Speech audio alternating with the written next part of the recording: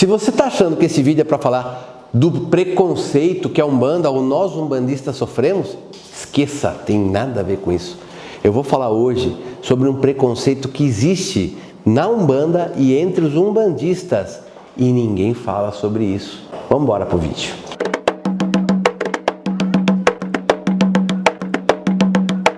Salve com muita alegria, família Mãe de Boa! Como é gostoso! A gente tá aqui trocando informação, trocando ideia, trocando energia. Eu peço nesse momento que todo mal que esteja com você, que nesse momento seja quebrado, destruído e caia por terra. E que você seja abençoado durante todo o tempo do nosso bate-papo, da nossa conversa, no tempo da duração desse vídeo. É o mínimo que a gente faz para a família, né?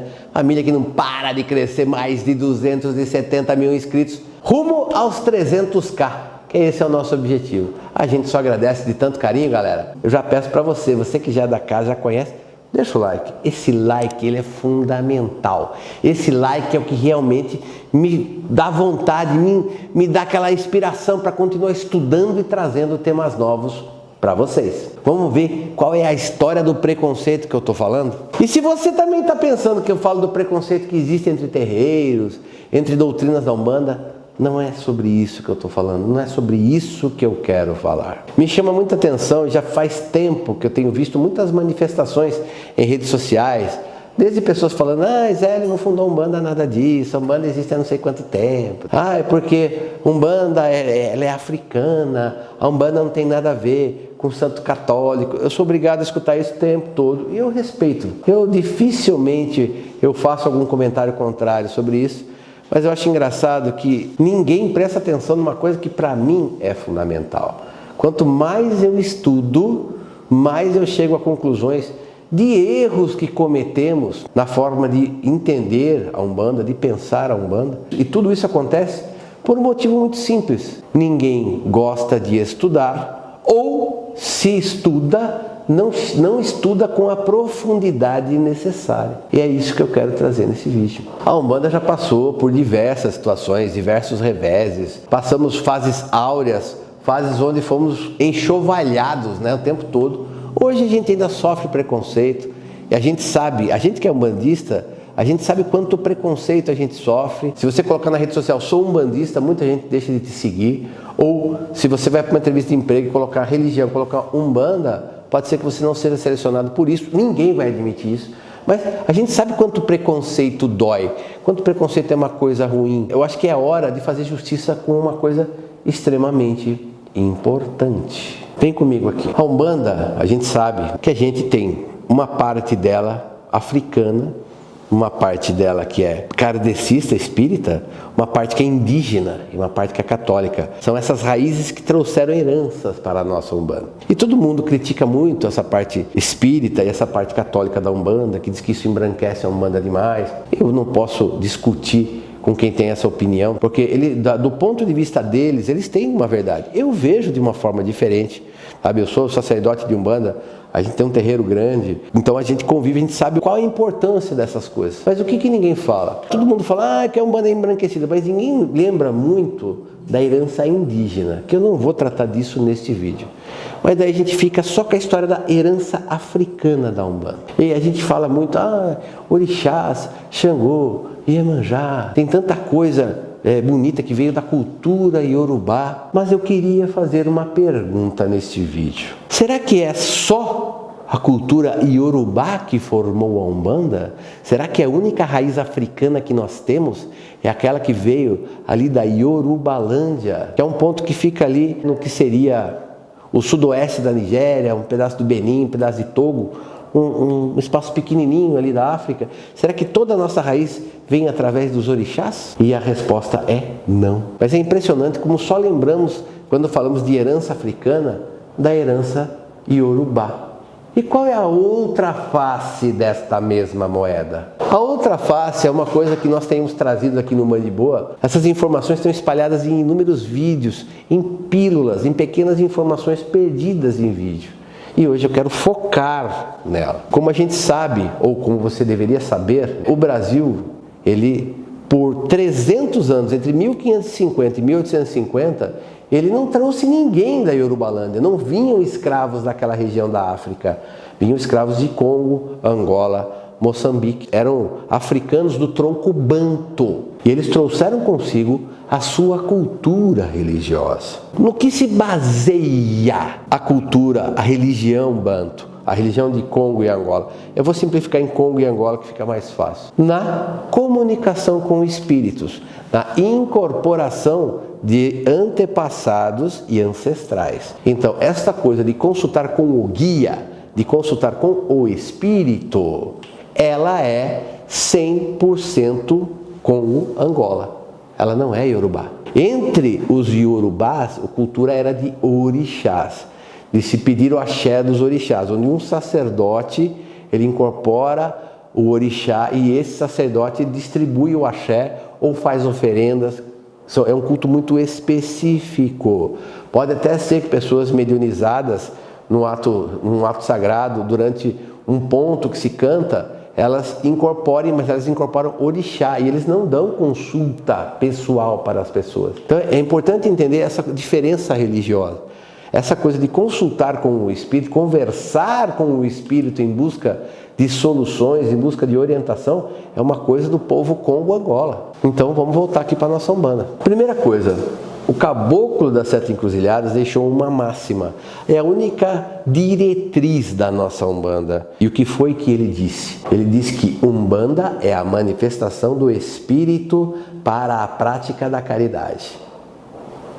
Ponto. Isso significa o quê? Ele não falou em momento nenhum que Umbanda é orixá, que Umbanda é manifestação do orixá, que Umbanda é o orixá que envolve uma entidade, um guia, um espírito para a prática da caridade. Ele concentra muito nessa história da manifestação do espírito para a prática da caridade. E eu, como eu já falei num vídeo recente, um vídeo que a gente fez, que é o vídeo Umbanda sem orixá, eu falo que eu não consigo mais ver a nossa Umbanda sem orixá. Eu não consigo enxergar mais. É muito difícil para mim conceber isso. Umbanda tem que ter orixá. Mas se a gente prestar atenção na estrutura da nossa Umbanda, o que é que nós temos? Nós temos um panteão, um altar de orixás e orubás, que muitas vezes estão ali sincretizados de santos católicos. Então, vamos pensar só em orixá.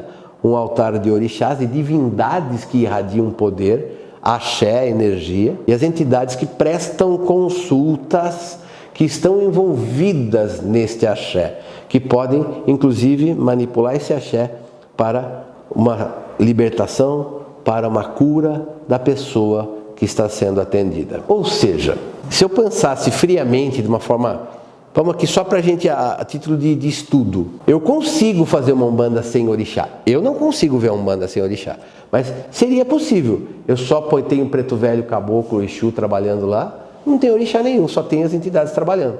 Daria para ter Umbanda? Se Umbanda é o princípio da manifestação do espírito para a caridade, sim, daria para fazer. Mas o contrário não é possível. Não dá para você tirar a consulta com as entidades, acabar com as entidades e ficar só com o culto aos orixás. Você não consegue ter Umbanda, porque daí deixa de existir a manifestação do espírito, deixa de existir o atendimento do espírito, do guia, do protetor, da entidade. Se isso acabar, acaba a essência da Umbanda. Então, qual é a ideia que eu quero colocar aqui? A consulta com espíritos, a manifestação do espírito para a prática da caridade, é realmente o esqueleto, o alicerce da Umbanda. Entendeu? Eu não estou falando que a Umbanda pode viver sem orixá. Na minha visão, não pode.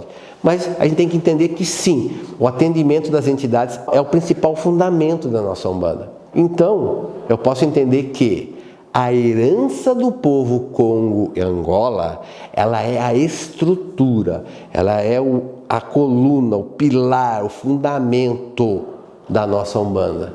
E aí a gente tem a cultura iorubá com os orixás, que tem sua participação. Temos a cultura, a religião indígena dentro da Umbanda, que tem uma parte muito importante dentro da Umbanda. E nós temos também a religião católica e o espiritismo de Allan Kardec, que acaba contribuindo de alguma forma para tudo isso. Então, eu poderia dizer, de uma forma bem simples, que como a religião Congo e Angola é a que dá a maior herança, é a que gera a estrutura para a Umbanda, a gente já chegou nessa conclusão. É dessa raiz que a nossa Umbanda tem os seus principais fundamentos. Por que ninguém fala na origem Congo e Angola?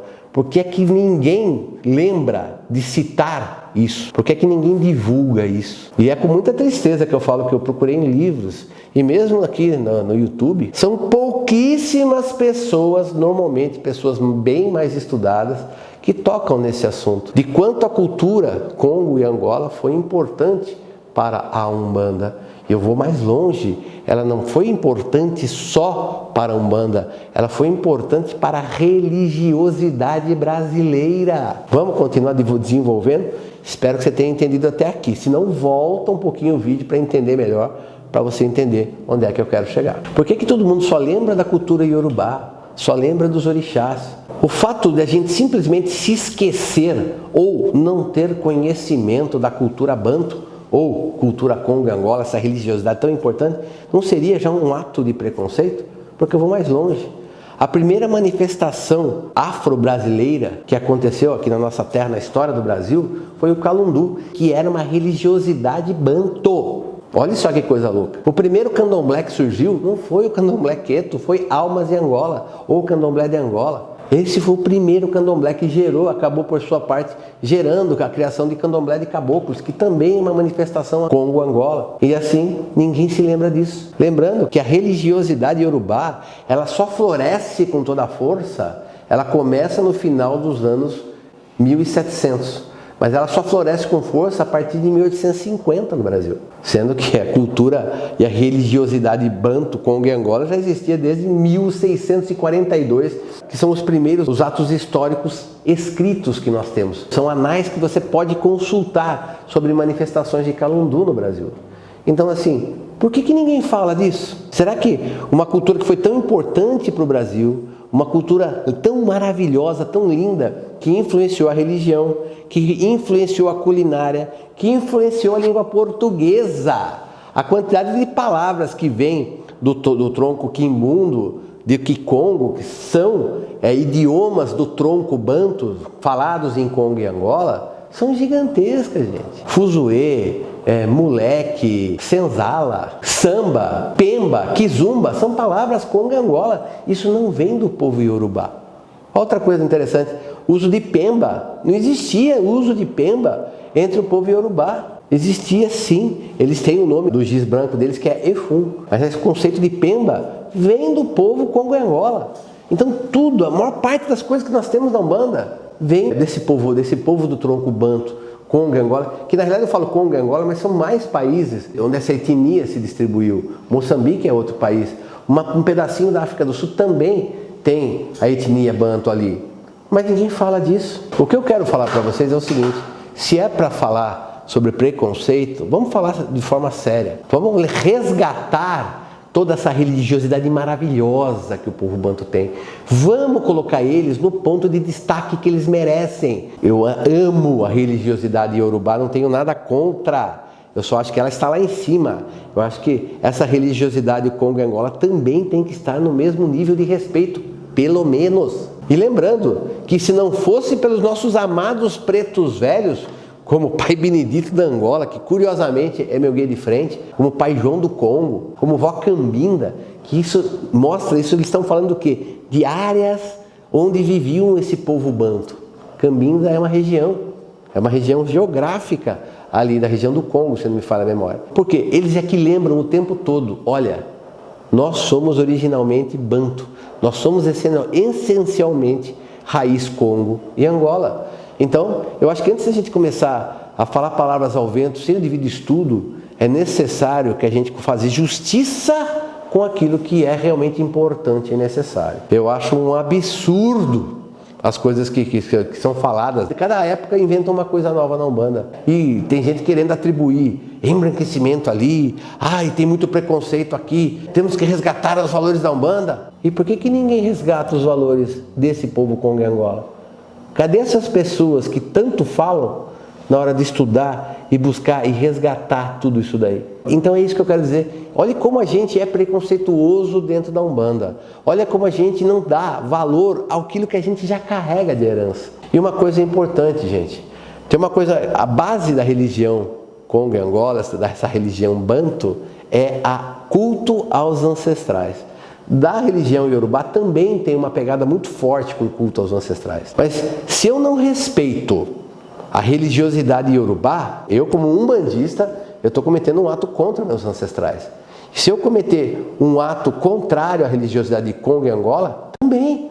Se eu não estou reconhecendo os meus ancestrais, se eu não estou dando valor que os meus antepassados merecem, eu estou agindo contra. E se eu estou agindo contra a minha própria ancestralidade, qual é o mérito que eu tenho de ser umbandista, de ser médium de umbanda, de receber um preto velho, de receber um Exu? Que olha, até essa história do Exu não chamava Exu não, viu gente? Exu foi por uma corruptela que a gente teve um entroncamento com a religião iorubá. O nome da entidade original é Quimbanda. Olha que coisa, a gente vai fazer esse vídeo, mas para a gente entender de onde que as coisas saem. Eu sou uma pessoa que eu adoro estudar, sabe para quê? Para desvendar, para entender porque as coisas são como são. Não é assim porque Deus quer. Teve que ter uma raiz, tem que ter uma história, tem que ter uma explicação por trás, mesmo do ato sagrado. Eu nunca aceitei que alguém falasse, ah não, isso acontece porque é mistério. Existem os milagres dentro da Umbanda, a espiritualidade, os orixás são incríveis na vida da gente. Eu já vi muito milagre, mas eu quero entender a ciência por trás desse milagre. É por isso que eu estudo. Pode ser que eu não saiba tudo ainda? Não, mas eu não parei de estudar. Eu só tenho 50 anos, gente. Eu continuo estudando. E eu continuo estudando a teoria e vivendo a prática dentro de terreiro. A minha vida é uma vida muito plena com relação a tudo isso. Significa que eu sou a última bolacha do pacote? Não. Eu não sou ninguém na fila do pão. Ninguém. Sou só mais uma pessoa que estuda e está tentando trazer você ao debate, para que você compreenda como as coisas verdadeiramente são. E tem muita gente que vai falar assim, mas para mim não importa o que aconteceu na África, se veio de Yorubalândia, se veio do Congo, se veio da Angola. Para mim o que importa é o que a gente faz aqui. É um grande erro, porque eu falo, o nosso preto velho, o nosso caboclo, o nosso baiano, o nosso boiadeiro, o nosso Exu, a nossa pombagira, são ancestrais. Se você está negando, não quer saber daqueles ancestrais, é a mesma coisa que falasse para suas próprias entidades. Eu não quero saber de vocês, eu só quero saber do que vocês podem fazer por mim. E se você está nesse caminho dentro da Umbanda, você está num caminho muito perigoso. Então, quanto mais a gente aprende, mais a nossa fé se fortalece. Eu falo, eu sou um homem de estudos, eu tenho a minha racionalidade e tenho a minha fé. E eu faço com que essas duas coisas, a fé e a razão, se encontrem. Por isso, quando eu vou para o meu terreiro, quando eu vou, sabe, incorporar, quando eu vou cuidar de alguém, quando eu vou lá tocar uma gira, eu faço aquilo com amor, eu faço com certeza, eu faço com confiança, não há dúvida dentro de mim. Por isso, o que eu alcanço é muito maior. Por isso, a energia com a qual eu me conecto é muito maior. Por isso que eu bato na tecla. Conhecimento, ele liberta e ele transforma. Enquanto as pessoas não aprenderem a dar valor para a história, para as raízes, para a própria ancestralidade, e respeitar, e cultuar, homenagear, ser grato a essa espiritualidade, a pessoa não vai para frente. Eu falei no último vídeo que é importante você ter essa conexão com o orixá. Você respeitar o seu axé essencial, a energia do orixá que te guia, é importante. Mas é importante você ser grato ao seu pai, à sua mãe, aos seus avós, aos seus bisavós e aos ancestrais que você não conhece. Eu, por exemplo, eu tenho muitas perguntas, o Márcio Caim, com relação à minha pessoa. Só para você entender como eu quero estudar e quero entender. A família do meu pai é toda italiana. Meu pai veio da Itália com 13 anos de idade. A família da minha mãe, ninguém sabe me dizer se tem alguma raiz indígena ou negra. Mas para que eles falam, toda a raiz deles é espanhola. Em tese, o Márcio Caim, numa árvore genealógica, ele não tem nenhum ancestral índio, não tem nenhum ancestral negro. E como é que eu posso amar tanto essa religião? Como é que eu posso ter entendido, me envolvido e ter cativado tanto por essa religião? Como é que eu tenho um amor pelo Pai Benedito, que é uma coisa que hoje me consome, eu tenho um respeito por esse homem que é incrível. É uma ancestralidade que eu tenho, eu só não sei se ela é espiritual ou se ela é hereditária dessa vida terrena, mas eu tenho esta raiz, porque eu defendo a Umbanda, eu luto pela Umbanda, e eu sei, gente, eu não sou um negro, eu não tenho nenhuma pretensão de falar de que eu sei o que um irmão preto passa de preconceito. Infelizmente eu não sei, eu não posso falar disso, porque eu não sei o que é isso, eu posso falar sobre isso.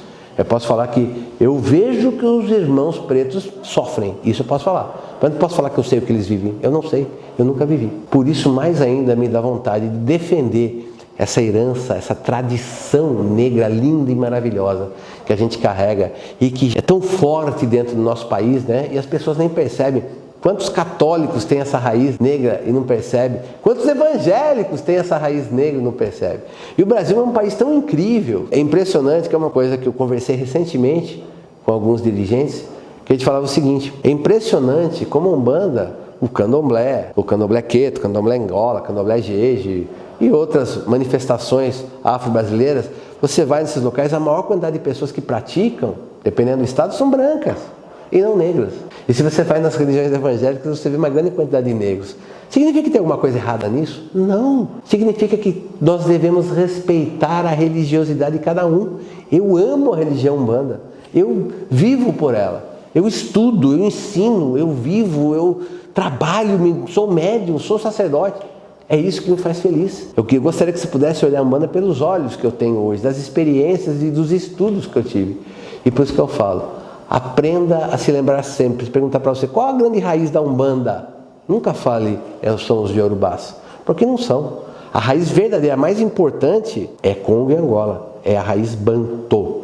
E sim, temos a herança da Yorubalândia, temos a herança da Igreja Católica, temos a herança indígena, temos a herança do Espiritismo de Allan Kardec. E ao correr desse ano eu quero fazer muitos vídeos abordando coisas que são correlatas com o que eu estou falando hoje. Por isso esse vídeo é tão importante. Ele vai abrir uma série de vídeos muito importantes para a gente esclarecer cada vez mais a verdade da nossa Umbanda, para que possamos viver, para que possamos deixar o axé entrar, viver sem dúvida com uma fé plena para alcançar cada vez mais benefícios e melhorias, tanto materiais quanto espirituais na nossa vida. E é por isso que há quase 10 anos eu estou falando a mesma coisa para você. Você sabe o que eu quero? Eu quero que você fique de boa. Salve meu pai Oxalá. Vós como grande orixá, orixá branco. Hoje eu não falei tão bem dos orixás, né meu pai? Mas não é que eu falo mal de vocês não. Vocês já têm todo o nosso respeito, vocês têm todo o nosso amor. Eu peço, pai Oxalá, que você ajude a esclarecer as mentes, para que todos entendam e reconheçam a verdadeira influência do povo banto na religião de Umbanda e em toda a cultura brasileira. Meu pai, que os nossos pretos velhos e pretas velhas, os nossos quimbandas, Exus e pombagiras, também os nossos amados caboclas e caboclas possam realmente hoje festejar esse reconhecimento, que eles possam ajudar-nos a abrir cada vez mais os corações para entender que a Umbanda é um caldeirão divino, que vós e dos demais orixás são a grande base dessa sopa cultural. E todas as demais religiões com uma importância incrível, principalmente a religião banto, é que dá o sabor e o tom e a substância dessa sopa, para que ela alimente cada vez mais os espíritos e que possa trazer a todos, e principalmente a pessoa que assiste esse vídeo neste momento, toda a saúde, proteção, paz, luz e prosperidade. Eu não sei, mas eu tenho certeza que o Pai Benedito hoje, Pai Benedito de Angola, está muito feliz.